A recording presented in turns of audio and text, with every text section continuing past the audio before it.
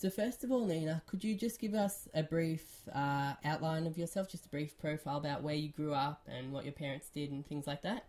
Well, I was born in Leicester, or in the Midlands in England, and at that time my parents had a shop where they sold absolutely everything. They did all sorts. So I always sort of grew up with lots of people. I went to Portland House School, and then I went on to high school and grammar school where I did my O-levels. I didn't really know what I wanted to do when I left school. In fact, I suppose that was the thing. I didn't really know what I wanted to do, but I ended up working in the travel industry. And from then, sort of getting the bug to go travelling, and I've always been very open to sort of the different opportunities that life has thrown at me, really. And obviously, by your accent, we can tell you're from Britain. Yeah, I was born in England, in Leicester, and although I've travelled around the country, I seem to sort of kept my accent. So, but I do pick up people's accents very easily, so I don't think I should be in Australia too long. So in 1997, you came up with the idea of women raising money for breast cancer charities by walking marathons in their bras. Now, you claim to have just come up with this idea from a dream. You just woke up one morning with it. Was it as simple as that? It really was. It was the sort of dream that you have when you're half asleep, half awake. And it really, I sort of woke up with a smile on my face because I just thought it sounded like really good fun. But if the truth be known, the idea of a weekend in New York is what really did it for me. And the fact that it raised money for breast cancer was really a bonus. So, I can remember waking up, going to see a friend of mine and saying, "Hey, do you feel like going to New York?" To which, of course, she said yes. And I said to her, "Well, you can, but all you have to do is walk 26 miles. And that's literally how it started. And of course, I had lots of people that said, "Yes, we'll come with you." But it wasn't until I actually sort of had real details and had decided to do the first walk that it kind of separated those people that thought it might sound like a nice idea to those people that said, "Yes, I'm there, count me in." So yeah, it really was as simple as that. Which leads me on to my next question. I read an article where you said you were originally just challenging yourself to do a marathon in New York. At what stage did you realise you could do something with this idea? It was a really strange turn of events because when I did the first marathon, I only ever intended it to be one. I didn't expect it to go on. I didn't want it to go on. I didn't have it. I didn't have some kind of ambition that it should become anything else. I enjoyed the job that I was doing. And it was obviously only about 4 months after we did the New York Marathon in 1996 when I suddenly discovered I had breast cancer. Now, I wouldn't have found that breast cancer if I hadn't have done the walk because my awareness had been so heightened. But after that, people wanted to do something to support me, which is really what instigated the next walk. And for a couple of years, it went sort of hand to mouth. So it was most probably 3 or 4 years before I really thought, I ought to start thinking about this long term because, obviously it had taken quite a lot of my life, and it reached a point where we either had to sort of finish it and say it's achieved huge amounts and that's it, or really look at how it could become an official and much bigger charity. And so fortunately that's what we did. So it's about 4 or 5 years. So you've kind of skipped ahead of me for the moment, so we'll just take a step back. You had a styling and production company at that time. Did your colleagues support your general idea of walking marathons in bras? Yes, they did. It was, of course, it was quite strange because when I first came up with the concept of doing it, all the people I mixed with were photographers, agents, makeup artists, models. So the people that joined me to do the first walk were all people from sort of the industry. And I remember setting one of the criteria were that you had to have a bra designed by a famous person or a celebrity to be able to come and walk. And that is the kind of circle that we were mixing in, so that felt quite normal. And I remember we had a big banner, huge banner, which we actually carried. I can't believe it now, but we carried for 26 miles in the first New York Marathon. And we said to all our clients when we were working with them on jobs, people like Vidal Sassoon and Paul Smith and Wrangler and Levi's, all these people, we said to them, if you give a £500 donation, we'll put your logo on this banner. And so the 13 of us collected 2 sides of this banner full of people, and that's really where it started. And I think everybody was bemused by it. It was very controversial at the time because it was a very brazen thing to do, and there were a few people that weren't sure, but I think most people thought it was certainly a story to tell, and I think a lot of people were very interested in it. Was there a lot of Was there a lot of media attention for the first one? There really was. I suppose because we all worked within the media anyway, we sort of wanted to get media attention. But I remember Paul Smith, the designer, was one of the first people that ever created a bra for us. And Mary Quant, she was one of the first people that ever did a bra. And we had some really key people that supported us right from the word go, and sort of put us on the map. But yeah, so we were, we were quite a talking point, and of course it was very visual, which it always has been. So the media loved it because they could take pictures of all these girls in bras, and it was a good story to tell. And they could put it in the paper, obviously. Well, it was great. I mean, at one point, we it was really at the height of the Spice Girls, and it seems funny to say it now, but they were performing at Wembley Stadium in London, and filling the stadium for like 5 nights on the trot, and we managed to get ourselves a photo call with them, and I remember going down there, 5 of us. This was in 1997, and 5 of us went down there, and Wembley was full of like little girls that were all dressed up as lookalikes, sort of all the Spice Girls. We met them backstage just before they were about to go on stage, had our photo call with them. Victoria Beckham was with David Beckham was with Victoria. They were going out with each other at the time, and he was there. And we had our photo call with them, and then they went straight out and went on stage to this huge applause. And of course, pictures like that were fantastic. And they all created a bra for us, which we later sold. But things like that just got us so much public attention, and of course raised the profile of what we were doing and raised a lot of money as well. So then in November 2007, I think, you walked the New York Marathon for the first time with just 13 people in their bras. You said you were miffed with this turnout. What sort of expectations did you have? Actually, 96 was the first. 96 was the first New York Marathon. Well, yeah, because when I had the dream and I visualised everybody walking in bras, I saw hundreds of people, and I'd never done a marathon.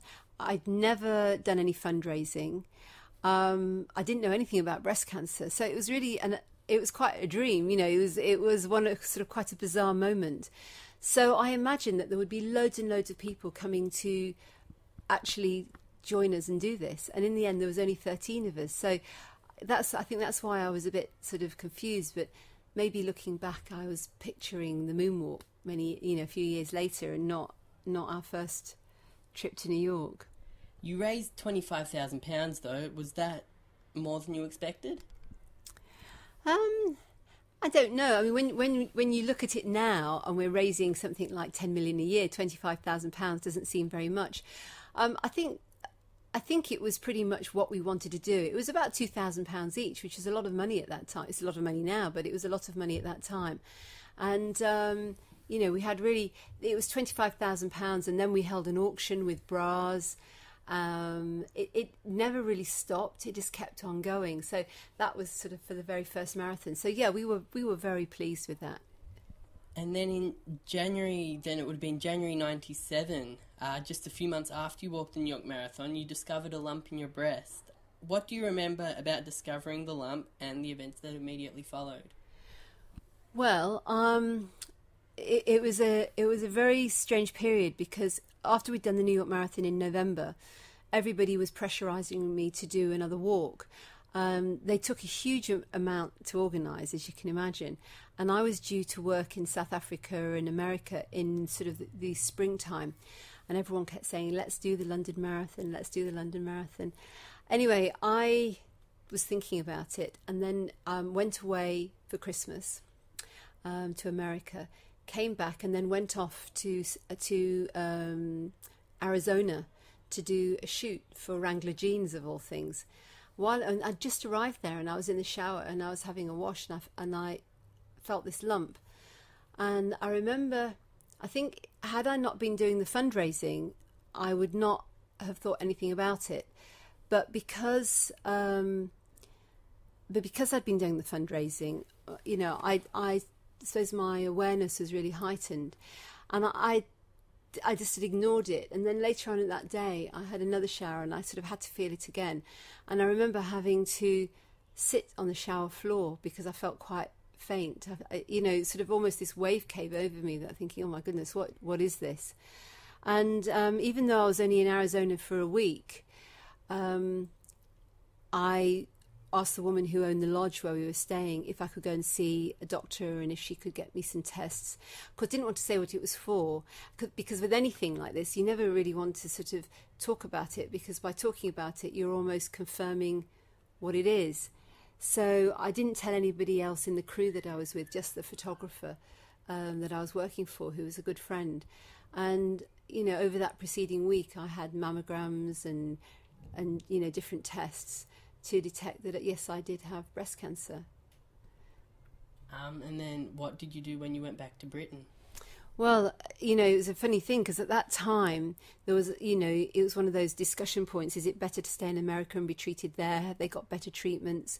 I was really staying on a ranch, which was in the middle of nowhere, and feeling very sort of, well, I think that, you know, when you have the potential of thinking that you have cancer, it's that word that fills you with absolute fear.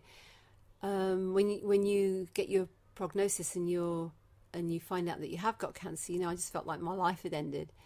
And you know, there I was in Arizona with nobody, with people that I knew, but you know, the decision of, should I stay there? And they'd already said to me, if you have more tests, we'd like you to stay here and be treated, or should I go home? And in the end, I decided to go home, which was the right thing to do.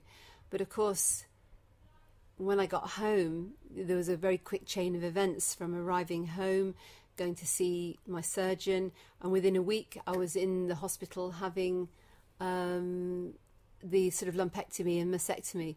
So, or not so much the mastectomy, the lumpectomy. And so that all happened within a week of finding out that I had a lump. So if we backtrack just a little bit, when you first had this dream about doing walks with heaps of women in their bras, do you think that was kind of a sign for something to come? Have you ever linked having that dream of making a foundation of raising money for breast cancer with you actually getting breast cancer? Has that ever crossed your mind, if you know what I mean?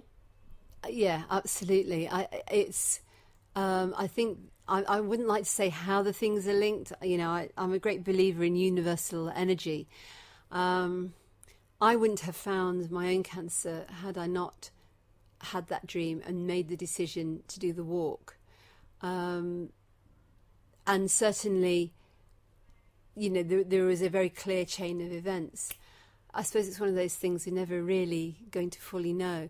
But I know one thing, that had I not, you know, when I had the dream, you know, I talked about it a lot and spoke to people, but I hadn't actually decided to do it. And when I did decide, oh yeah, let's go and do this walk, it was a very flippant decision.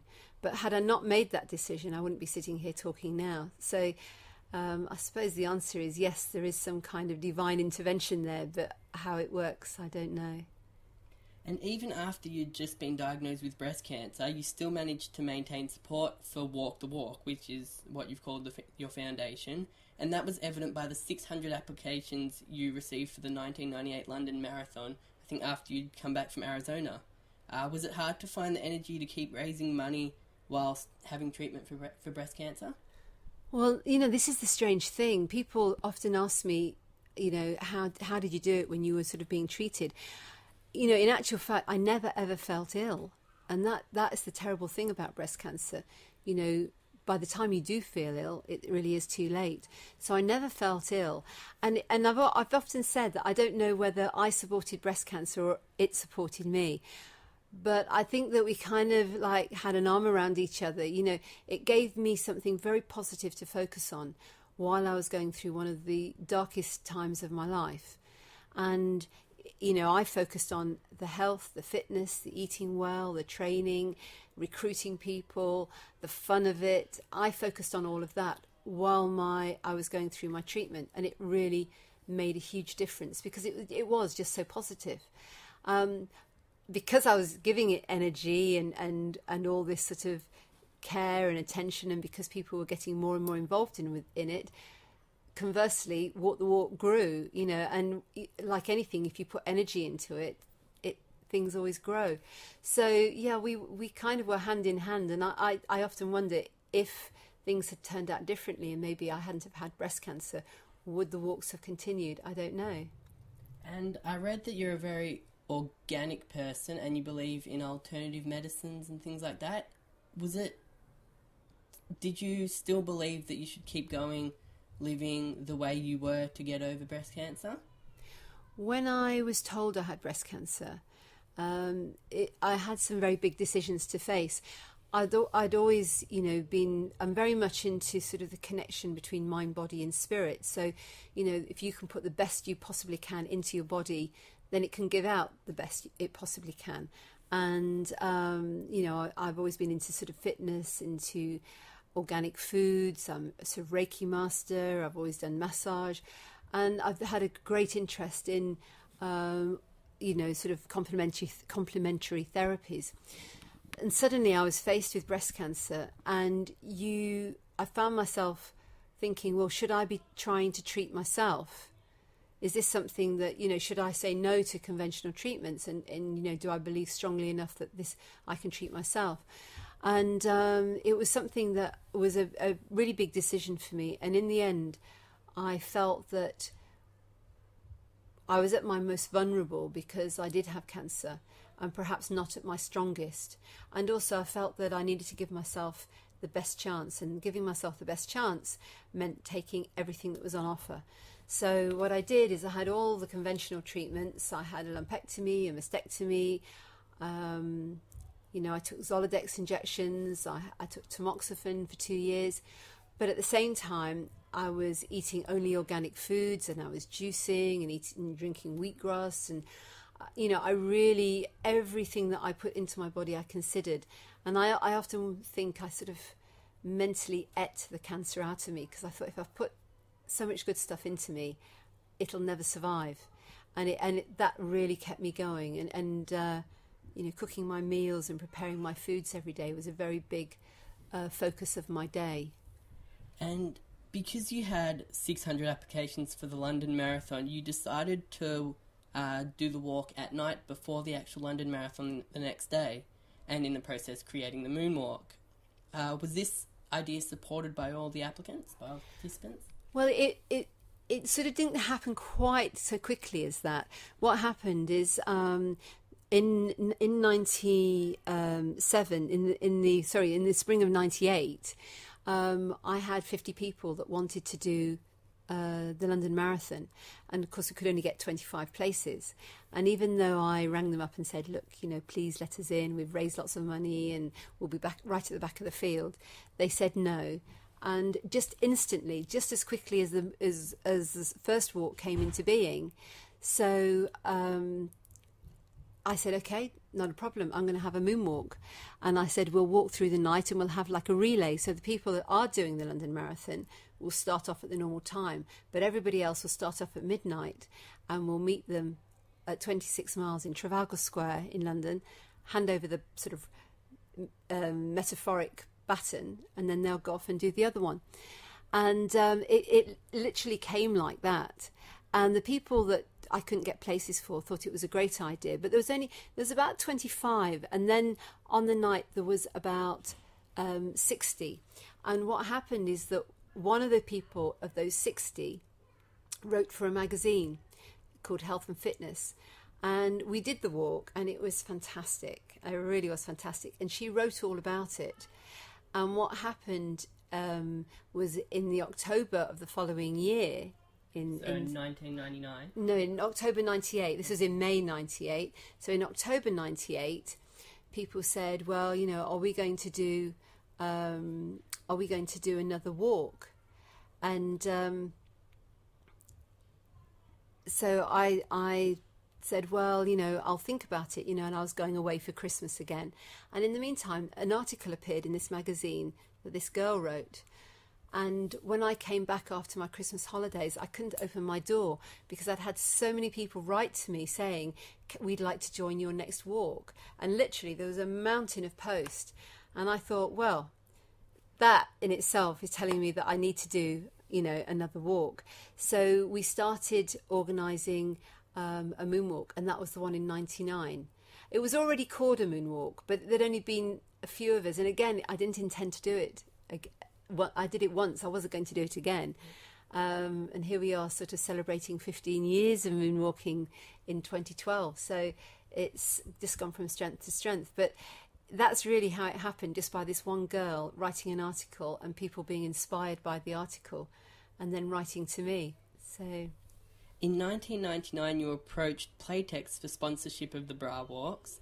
They declined, but instead gave you a computer and desk in their head office. Was gaining a place to run the foundation out of a big step? Well, I think the big... I was working from home. I was doing everything really from my lounge carpet, which was fine. The problem was I didn't have any money because I had gone through a year of treatment. I'd had to close down my business.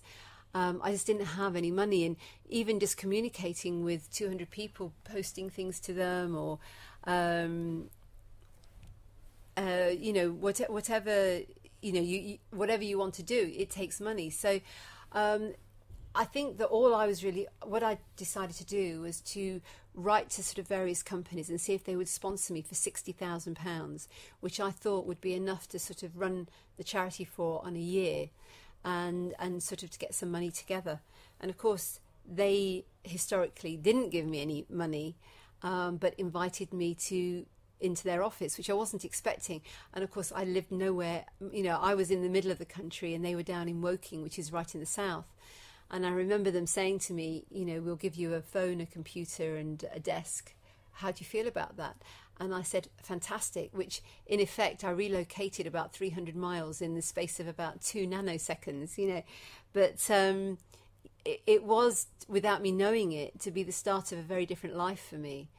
And it was a major step, which again happened just kind of flippantly and just very quickly, as most of the things in my life seem to do. And this is where you met your husband, Guy. Does he play a big part in Walk the Walk? He does. Well, he does because he's my husband. Guy worked at Playtex, and he originally was a bra salesman, and I think he was the most technical one in the office. You know, it was, even when you go back sort of 11, 12 years, technology has moved on such a long way, and people are sort of far more knowledgeable now.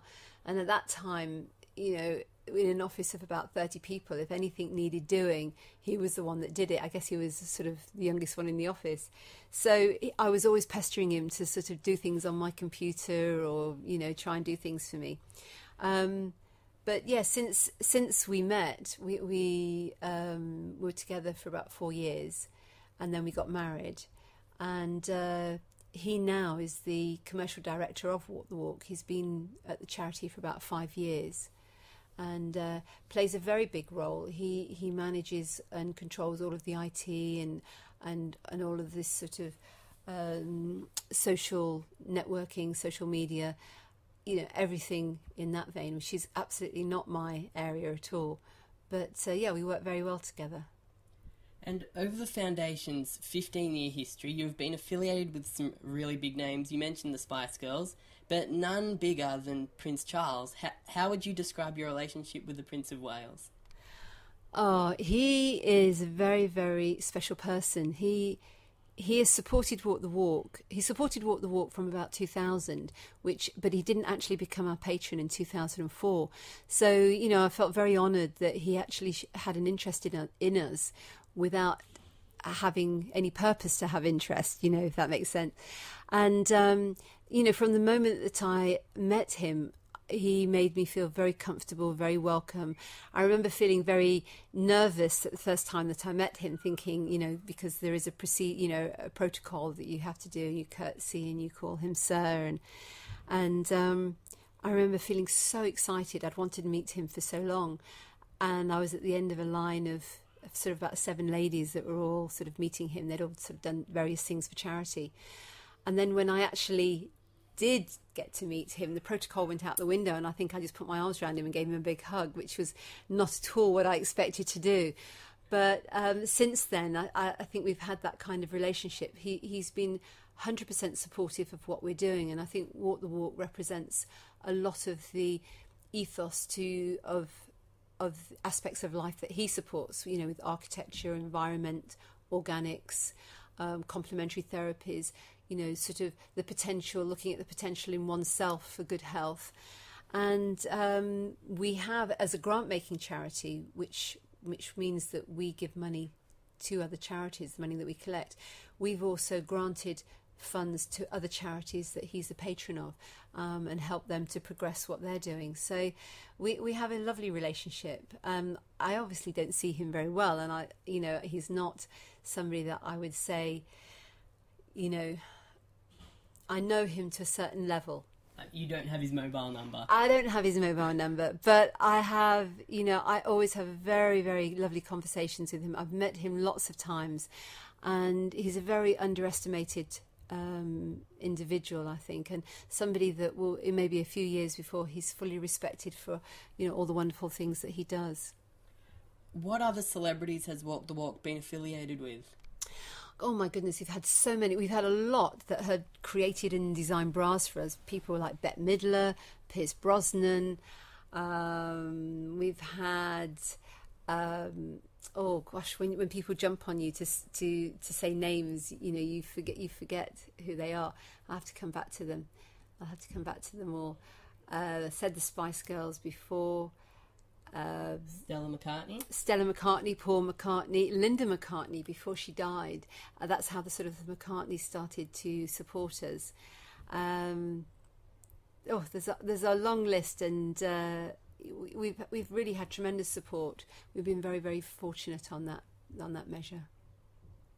And I think the latest figure I found was that Walk the Walk had raised over £90 million for breast cancer research. I think that we're just coming up to 90 million, yes. So does that sound surreal to you? Can you imagine £90 million? No. You know, it's really funny because when you're working, you're looking forward all the time, and you're looking at where you want to get to.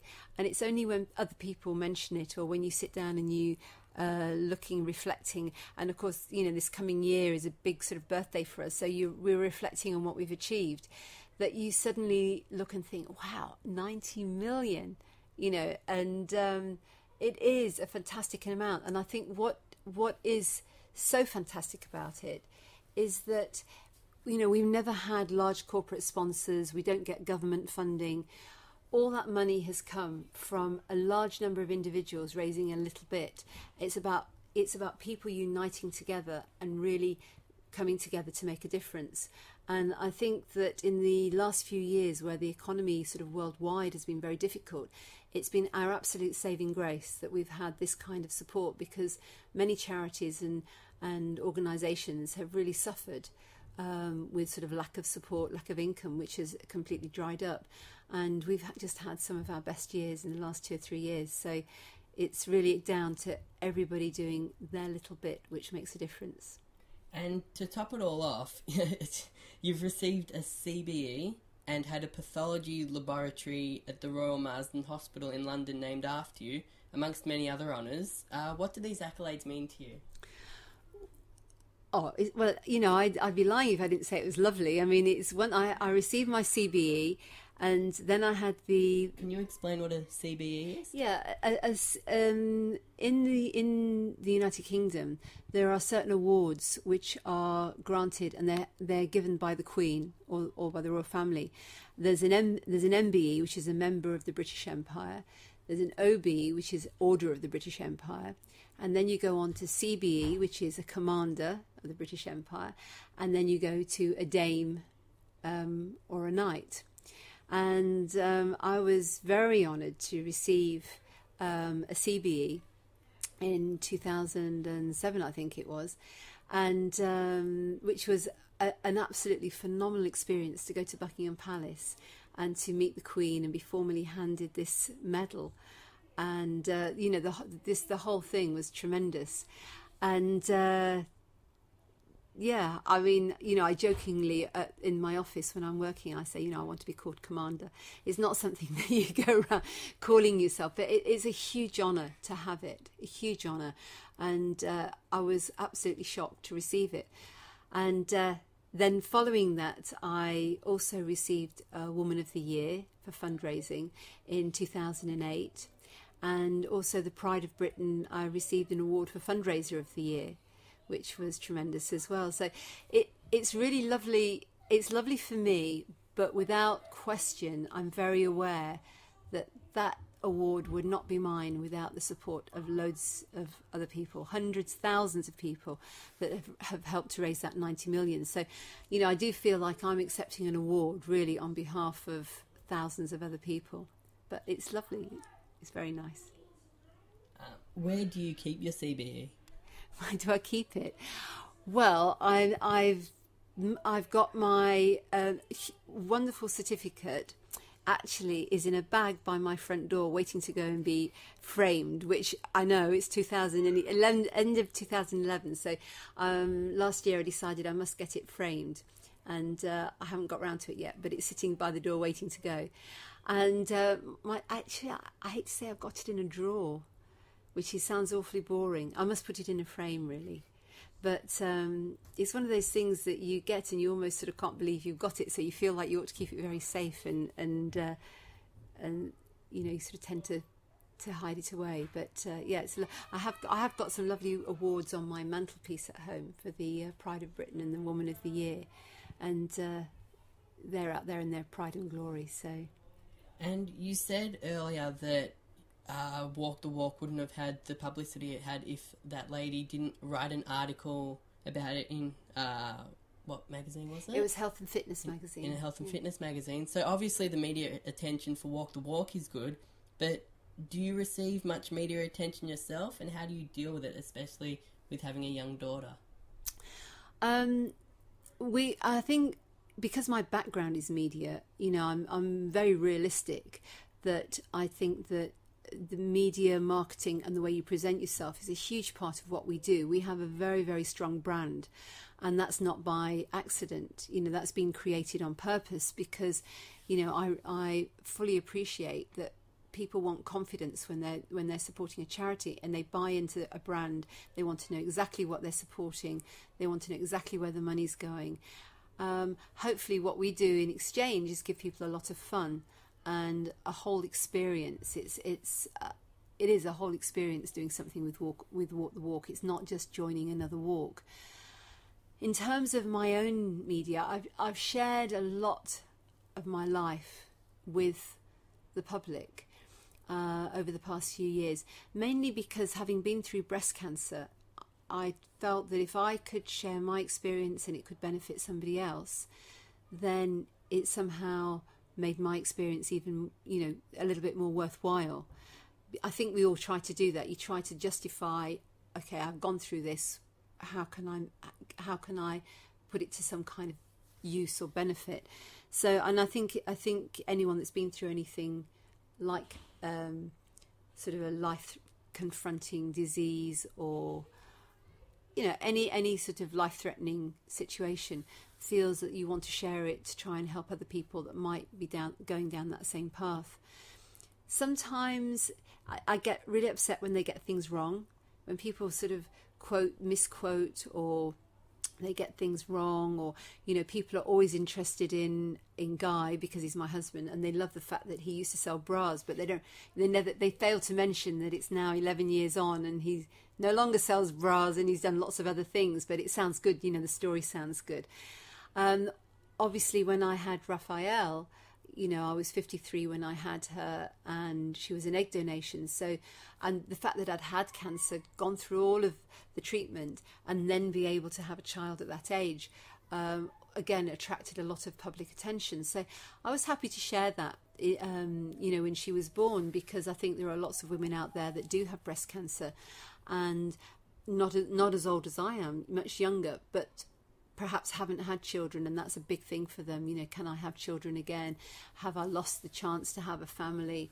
And so, even though it was by a circuitous route, I felt that it could bring hope to a lot of people. And in fact, I did get quite a few people contacting me saying, I really want to know more. Could you share with me your story?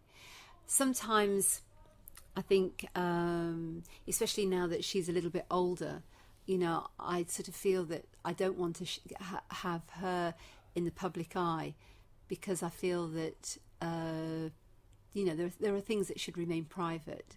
And so sometimes you're sort of trying to fight and find the balance between what parts of your life are public and what parts are private. But, in the main, being open, secrecy is cancer's biggest ally, and being open has helped me enormously. And it's very difficult to draw, to sort of be able to suddenly stop that. So it's been an interesting experience, a big learning curve as well. So do you get photographed when you're out and about, or is your publicity mainly through professional interviews? No, I'm not chased by the paparazzi. I'm nothing like that. Thank goodness. I mean, I can't imagine. It must be awful to, when you look at sort of people like Angelina Jolie and people like that they can't do anything without being photographed. So no, my life is nothing like that. But it's mostly through interviews of people asking, they want to do interviews or they want to photograph.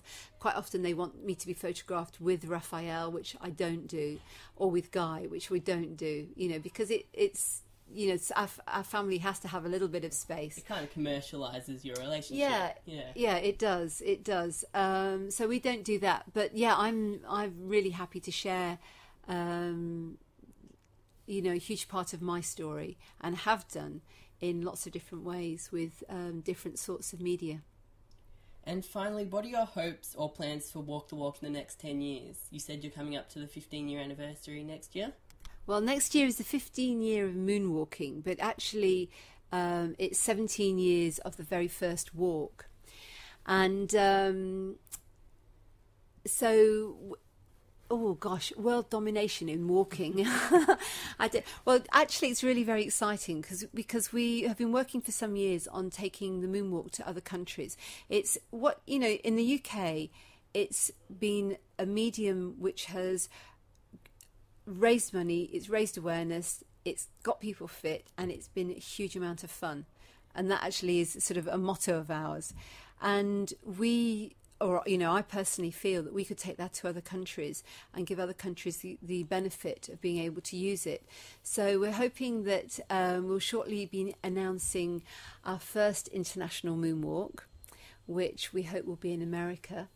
But we have the license to do the moonwalk all over. So we have the license to do it in Australia. That will be sort of shortly coming, I hope. But literally, we have plans to take it to many countries throughout the world, and hopefully have this real sort of arm spreading around the world and uniting against breast cancer, or uniting against whatever is prominent in that country. It may not always be breast cancer. Within the UK, we now have a moonwalk in London, one in Edinburgh, one in Iceland. And, I'd very much like to take one to Ireland. That would be fantastic.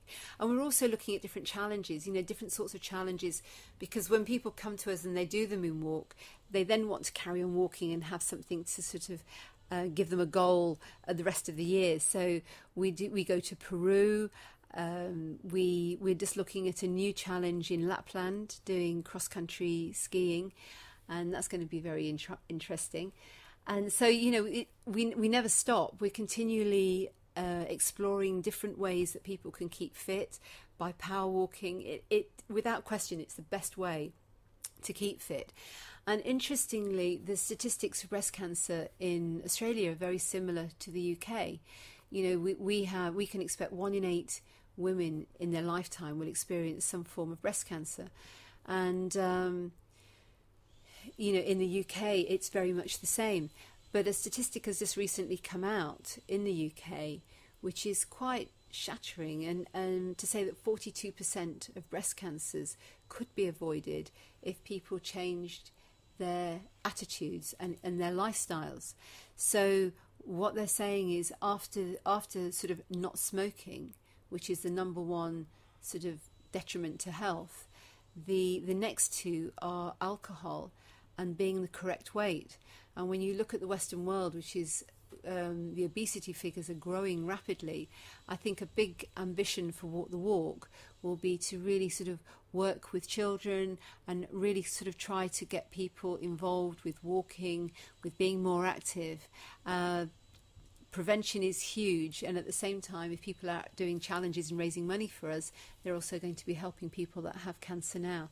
So it feels like there really is an exchange, a circle of exchange, which hopefully will go on and continue to achieve some fantastic results as it is doing now. So you're kind of venturing into other areas. You said childhood obesity, and as well as attacking cancer. So you've kind of venturing into other problem areas that the Western world experiences. Well, I wouldn't say that we're focusing. What we're doing is our focus will be breast cancer, because that's the number one killer of women in UK, and also across other parts of the world. So we're not taking away from that, but I think that walking and fitness is the route, and lifestyle is the route to good health. We now know that from research that we've funded, and I think that what we want to do is we want to really encourage people to understand that everybody has the potential for their own well-being. If you look at what you're eating, what you're drinking, are you sitting on your settee every night, or are you sort of getting some bit of exercise?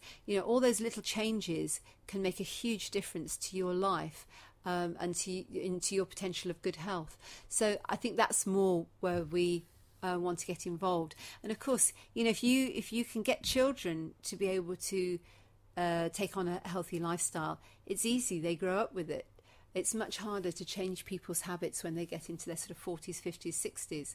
So, we really want to encourage children to start having healthy lifestyles and to be able to recognise for themselves and to be able to make choices for themselves, knowing which are the healthy ones and which, the ones that you have as treats or, you don't do all the time.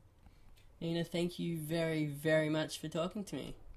You're absolutely welcome. I've loved every minute of it. Thank you.